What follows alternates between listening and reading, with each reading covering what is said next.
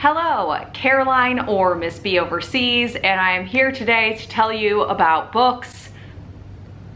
Obviously, I am here today to tell you about books, namely series of books. There we go, series of books where I have read the first book and then just never continued in the series for one reason or another. When I first got the idea for this video, there were about 3 or 4 series that came to mind immediately, and then when I actually sat down to plan this out and was thinking and like scrolling back through my read list on Goodreads, that number actually jumped up to 10, where I have read the first book and then just never continued. So I'm going to tell you about those series now. The first book, I don't really know if I can consider it like a series that I've abandoned because I read the first book so recently, which is Red Queen by Victoria Aveyard. I talked about this pretty in depth in my August wrap up. I feel like the main reason why I will not be continuing in this series is because I missed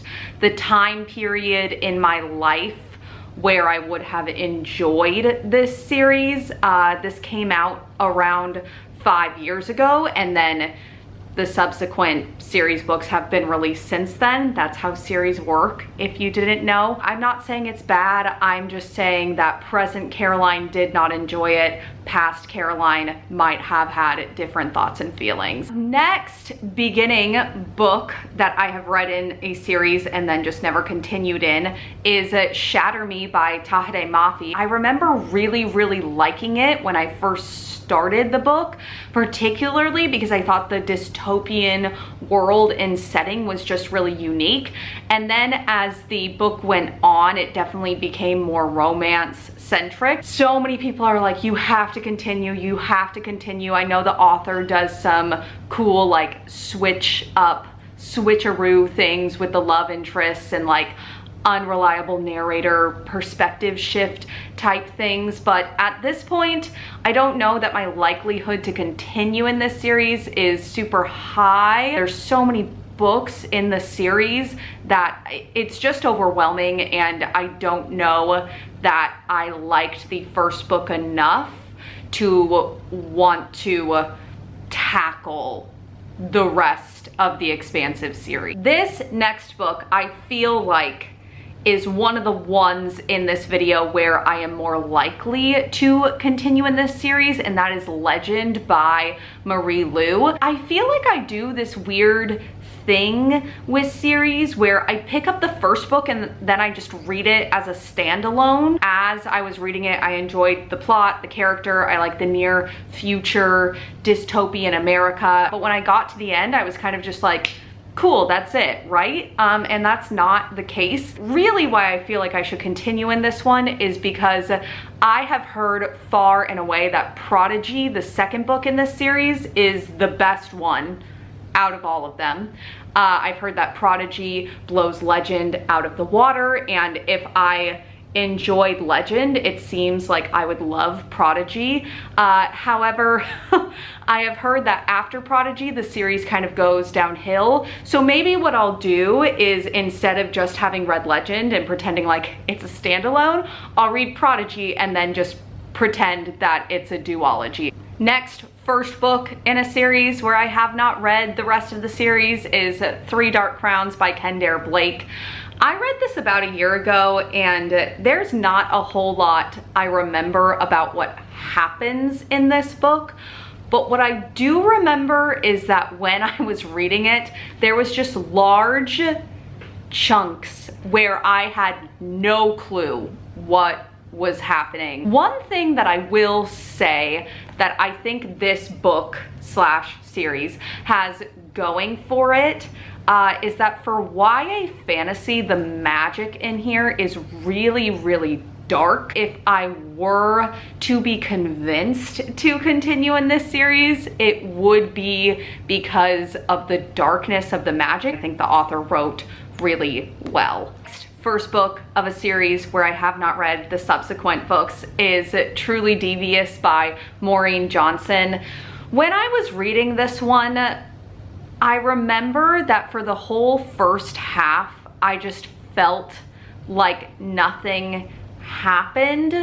And then the second half I read in like one sitting. I feel like at this point, because it is that kind of like deep, slow burn mystery, it's been so long since I've read Truly Devious that I would have to reread it in order to understand what was happening in the second one. I rarely reread books, and I definitely don't reread books that I did not absolutely love the first time through. Next is Nyxia by Scott Rankton. This one is actually, I think, the most surprising that I have not continued in this series, because when I read this first book, what is going on? I forgot that I had ordered Starbucks, so yay, sorry for that interruption. Where were we with this one? I have the second book. I don't know why I keep putting it off. I think one thing that's holding me back is that with Nyxia, they actually arrive at the planet where they are going to this whole time. So I think this one definitely takes place more on that planet, and that's not a setting that I particularly love, whereas a space station setting is. I'm gonna declare it right now. By the end of 2020, this will no longer be a series where I've only read the first book. I'm saying it now, hold me to it. Okay, this next one. I feel like if there was a series that I have not continued in that were to get me the most hate or the most disbelief for not having continued in it, it would be this one, and that series is The Hunger Games by Suzanne Collins. There's a funny reason why I picked The Hunger Games up in the first place. Stephanie Meyer was actually the person who got me to pick up The Hunger Games. She made a post between Eclipse and Breaking Dawn that went something along the lines of like, want something great to read while you're waiting for the release of Breaking Dawn? You should pick up The Hunger Games by Suzanne Collins, which I did, and I read it and I loved it. And then Catching Fire came out and I just never really got around to it, especially when I heard that it was just the characters back in the arena again. In my head, I was like, I read The Hunger Games. I don't want to read it again. I want to read something new, which I know that there are new twists and there are like classic character faves that are in Catching Fire. I just never continued in it, and I don't know if I ever will. Please don't hate me. Oh gosh. Okay, I might have spoken too soon. This is a book where I have not continued in the series, and I really have no plans to because of how much I did not like the first book. And that book is The Cruel Prince by Holly Black. I don't feel like I have any particularly hot takes about why I didn't enjoy this first book. Didn't like Jude, didn't think she was a super likable main character. I think Holly Black kind of wrote her as an unlikable main character, so she accomplished that. So I can't, like, that's not a unique or good criticism. And I know everyone says that, where is it? That the relationship just develops and it gets so much better in this one. But even if there was like a crumb of something that I liked in their relationship from The Cruel Prince that like would motivate me to pick this one up, I would do it. If anything, I'm glad I read this book, because reading this book made me realize a very picky preference that I have when reading fantasy. In cross-world fantasy, I do not like when the reality world is modern present day. I just want my fantasy to remain fantasy. And from what I've heard, just from the internet, the second two take place in the modern world even more. So that just further convinces me that I'm not going to continue in this series.